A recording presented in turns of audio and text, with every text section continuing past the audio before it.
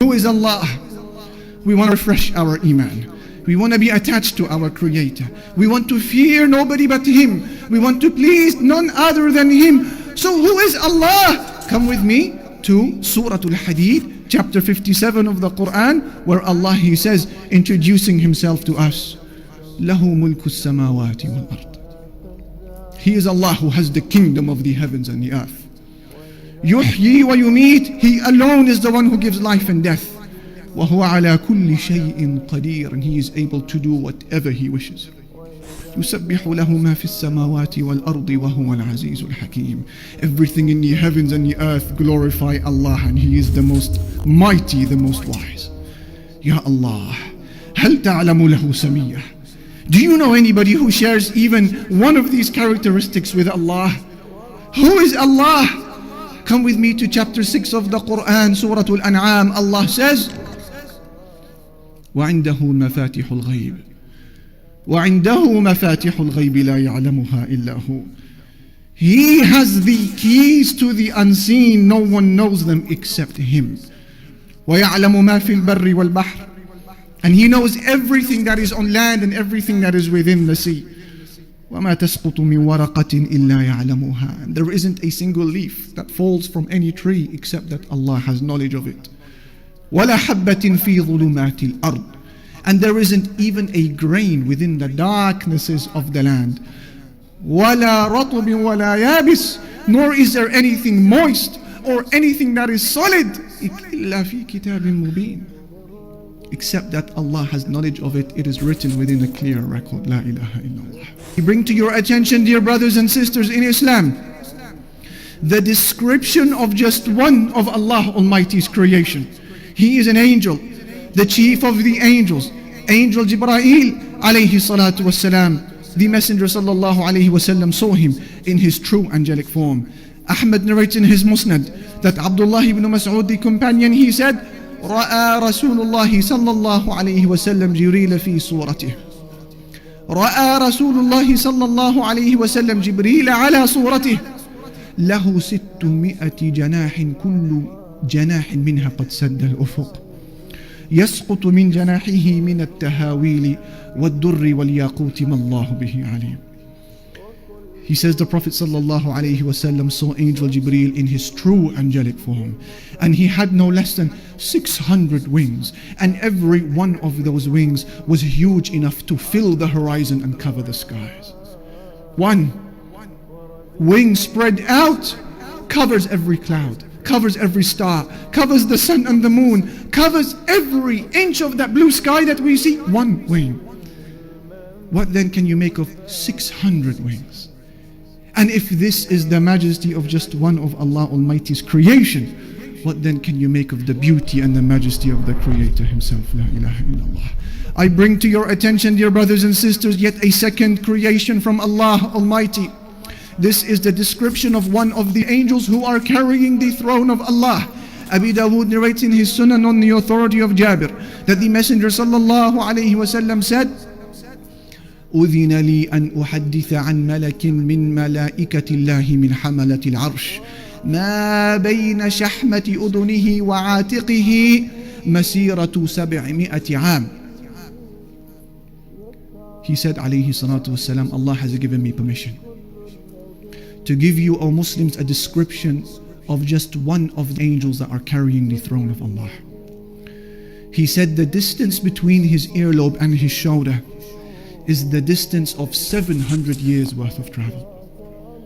If that is the distance between his ear and his shoulder, a hand span of a distance for us human beings, what then about the size of the rest of this angel?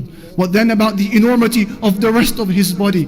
If this is the size of one of the angels who are carrying the throne of Allah, what then about the enormity of the throne of Allah itself? And if this is the size of the throne of Allah, what then about the Lord and the King of that throne?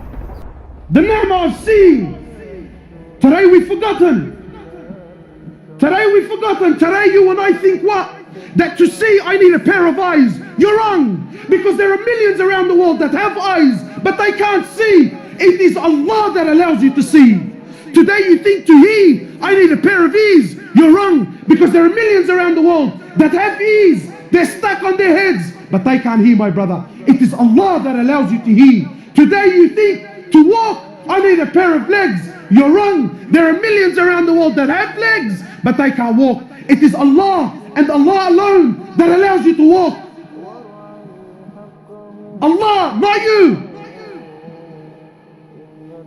Allah, not you. Allah doesn't need you, my brother. Allah doesn't need me. Allah doesn't need us. And we have to understand, because this is Aqidah. You have to know this, so that when you worship, you are always humble. When you worship Him, you never have pride. When you worship Him, you never have arrogance. Because you know, at any given point in time, I am where I am only through His mercy. Only through His rahmah, I am where I am. Not because of your own actions. And to know with depth, with yaqeen, with certainty, that Allah, the King of Kings, doesn't need anyone. He doesn't need anyone, my brothers. Wallahi, everything you see around you, everything. Today, the Muslims have so much fear in their hearts.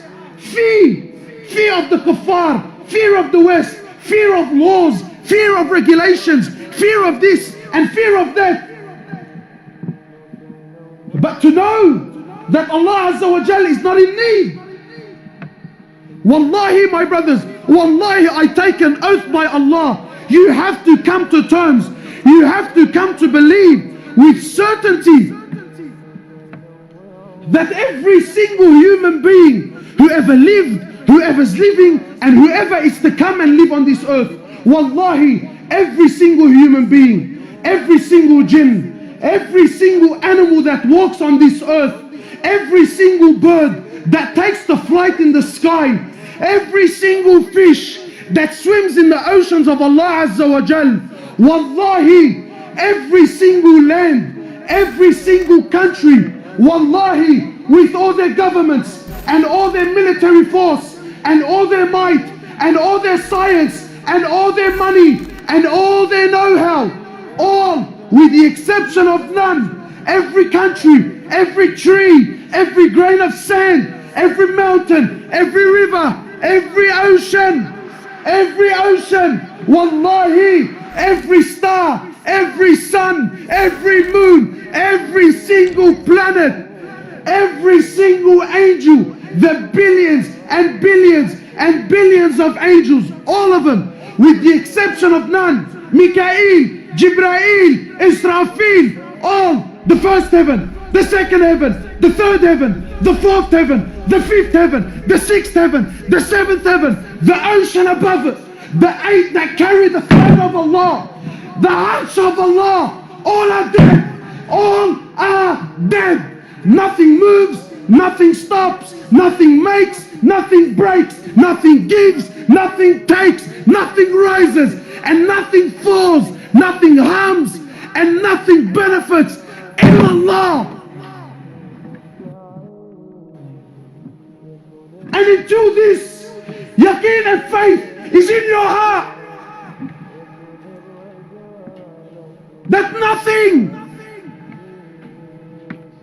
that everything is dead, everything, except Allah.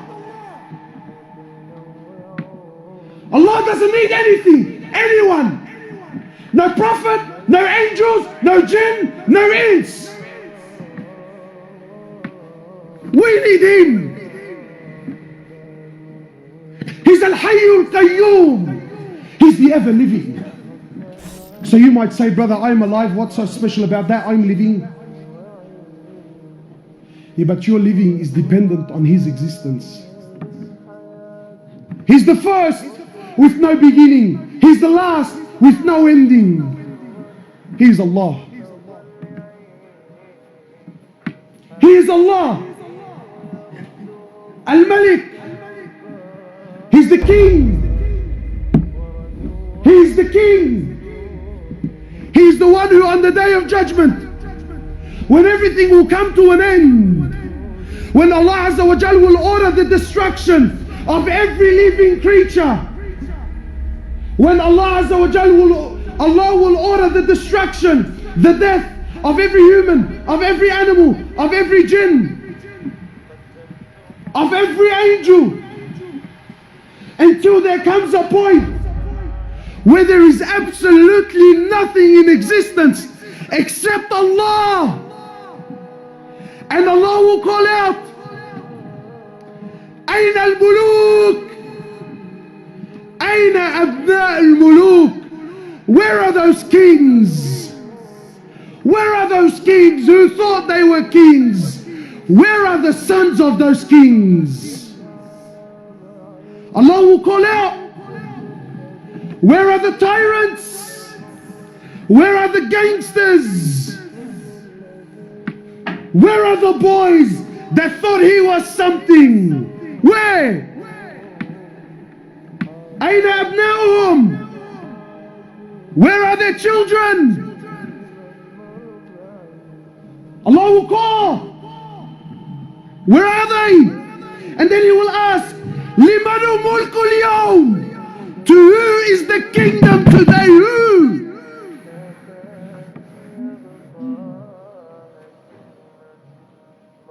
Nothing will answer. Allah Himself will answer. Today it's to Allah, the one and only. Allah asks, أَلَمْ تَرَ أَنَّ اللَّهَ يَسْجُدُ لَهُ مَنْ فِي السَّمَاوَاتِ وَمَنْ فِي الْأَرْضِ? Don't you see, O people, that everything in the heavens and the earth prostrates to Allah? وَالشَّمْسُ وَالْقَمَرُ, and so does the sun, and so does the moon. وَالنُّجُومُ وَالْجِبَالُ, and so do the stars, and so do the mountains. وَالشَّجَرُ وَالدَّوَابُ, and so do the trees, and so do the moving creatures. وَكَثِيرٌ مِّنَ النَّاسِ, and so do many people. وَكَثِيرٌ حَقَّ عَلَيْهِ الْعَذَابُ, and many people will be punished. Ya Allah. Isn't that amazing? From all of creation that's in existence, they are all in submission, all in sujood to Allah, whether we see it or realize it or not. And the only exception is a minority who happen to be from the weakest of all creation. He is man. He and the jinn, they refuse.